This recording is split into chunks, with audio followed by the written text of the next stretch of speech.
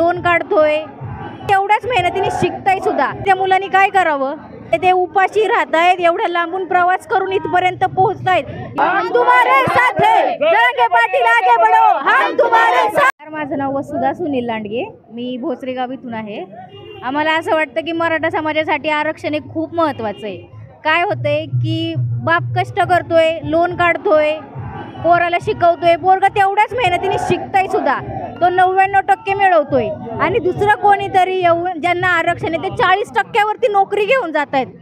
त्या बापाने आणि त्या मुलांनी काय करावं? यासाठी आम्हाला आरक्षण पाहिजे. आम्हाला कोणाला काही दाखवायचं नाही आहे.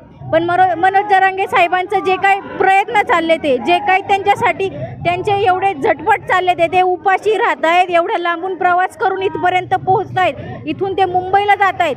त्यासाठी आम्हाला आरक्षण पाहिजे. आम्हाला कोणाला काही दाखवायचं वगैरे नाही आहे. फक्त आमच्या मुलांसाठी, आमच्या पुढच्या भविष्यासाठी आम्हाला आरक्षण हवं आहे. आणि मला पूर्ण विश्वास आहे की आम्ही आरक्षण घेणार. धन्यवाद.